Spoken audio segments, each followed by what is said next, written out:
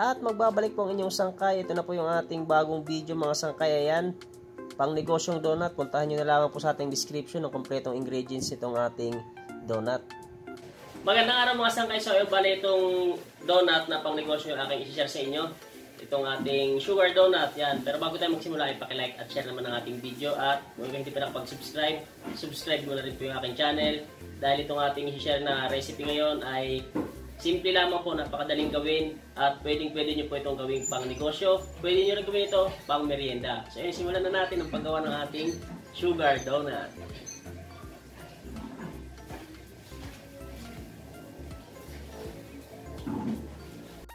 At ito na po yung ating unang ingredients. Ayan, gumamit po ako ng wash sugar. Naglagay tayo ng asin. Sunod ay powder milk at 2 tablespoon na vanilya. 1 itlog lamang po ang ating gagamitin. Sunod ay lard or shortening. Pwede rin kayong gumamit ng margarine. Sunod ay tubig.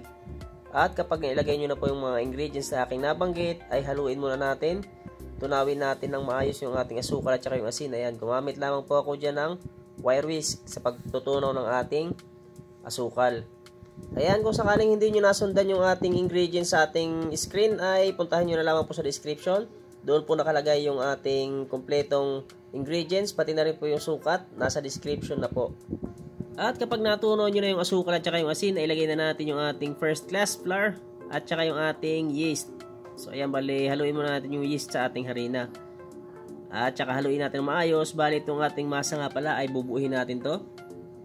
Bali, gagamitan pala natin to ng makina sa pagpapakinis itong ating masa. Mas mabilis kasi mapakinis itong ating minamasa kung tayo ay mayroong makina.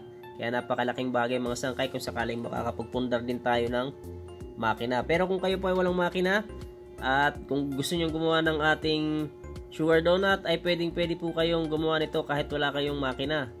Dagdagan nyo na lamang po yung tubig. So bali ang inyong pagmamasa yung pagpapakinis ay kung makikita nyo sa video, ganyan lamang po yung proseso ng pagpapakinis mga sangkay. Yun nga lang ay mag-a-add po kayo ng tubig para hindi po kayo mahirapan sa pagpapakinis. Ganyan po ang proseso ng pagpapakinis. Yan, magpapansin nyo sa video. Yan, mag-add po kayo ng tubig.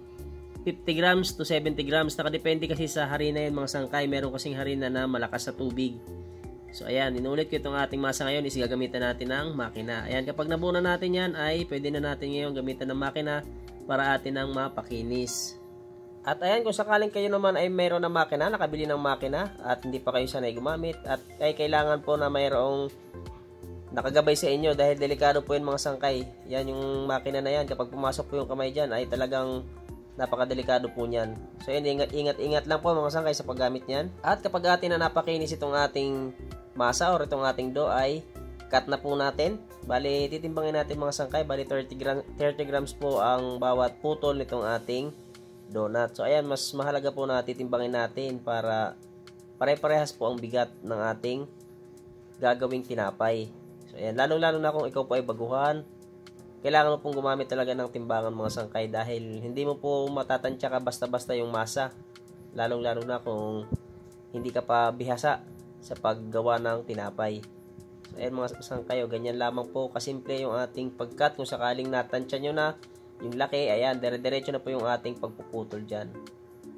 At next step natin, kapag naputol na natin lahat or nakat na natin lahat ng ating dough, ay bilugin muna natin. Dahil wala tayong pang forma ng donut, ayan, ganyan yung ating ginawa. Pinutol muna natin lahat or kinat muna natin lahat. Saka bibilugin natin. Dahil wala tayong pang forma ng donut. Pero kung meron tayong pang forma ng donut mga sangkay, is hindi na po ganyan yung ating proseso niyan. Iba po ang proseso kung sakaling meron kayong pang forma ng donut. So ayan, bilugin muna natin lahat.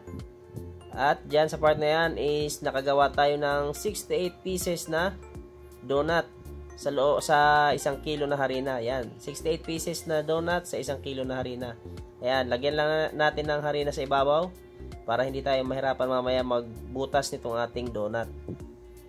At ayan, na-rest ko lamang yan dyan mga sangkay ng 10 minutes bago ko siya binutasan. So mas maganda po kasi butasan yung donut kapag nakarest muna ng mga ilang minuto. Inuulit ko, 10 minutes ko po siyang ni-rest bago ko siya binutasan. So ganyan po kasimple yung ating pagbubutas ng ating donut or pagporma ng ating donut. Ayan.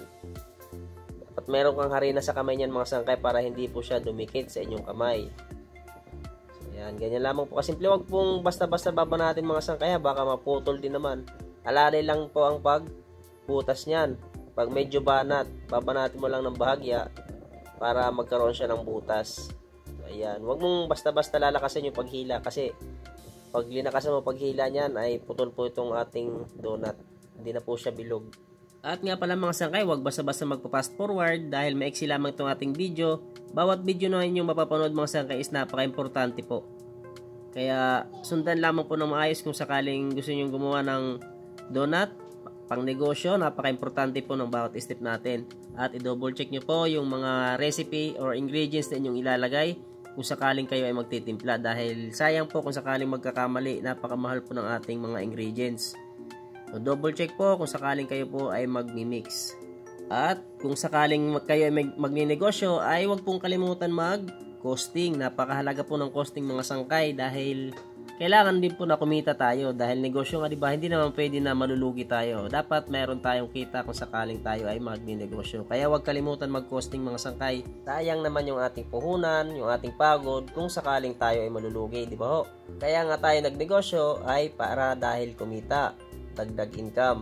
So kung gagawa rin naman kayo ng pang merienda lang, ay kahit hindi nyo na po yan timbangin mga sangkay, pwede na po yan diretso kahit wala nang timbang-timbang. Total pang merienda lamang po. Tansya-tansya nyo na lamang yung laki. So ayan, ganyan yung ating donut. At ayan, kapag nabutasan na natin lahat, ay rest muna natin, paalisahin natin ng mga ilang minuto bago natin isa lang, mga 45 to 50 minutes.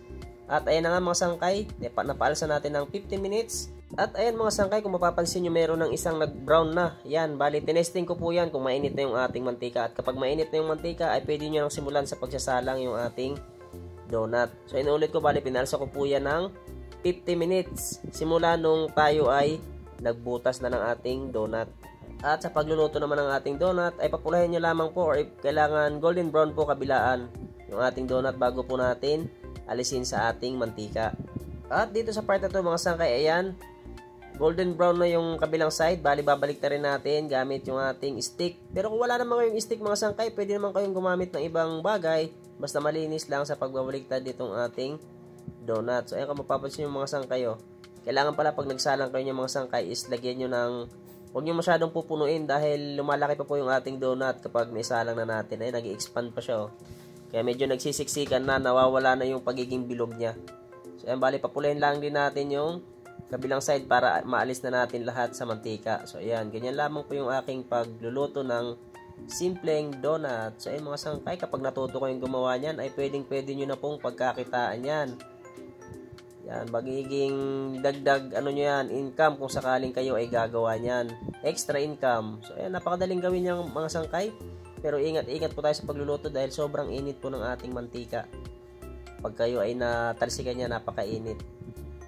At sa susunod natin gagawin ay ayan na, naluto na natin yung ating donut. Dahil sugar donut yan, ay ang ilalagay natin dyan is asukal. Ayan o, napakakinis ng ating donut o. Napakaganda. Huwag nyo lang paalasanin ng sobra-sobra kasi mangungulubot yan kapag pinalasan nyo ng sobra. Yan, sa ating asukal dyan is gumamit tayo ng wash sugar.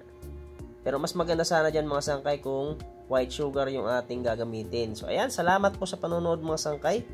Sana ay may natutunan kayo or matutunan nyo ang video na to. Sana makatulong sa inyo para magkaroon kayo or makapagsimula kayo ng maliit na negosyo. Huwag kalimutan mag-like at share ang ating video mga sangkay ha. At pakisubscribe na rin po. Kung sakaling kayo po hindi pa nakapag-subscribe, pindutin mo na rin ang bell button para kayo laging updated. So kung sakaling meron akong mga bagong video na i-upload. Maraming salamat sa panonood mga sangkay. See you in my next video. Thank you for watching.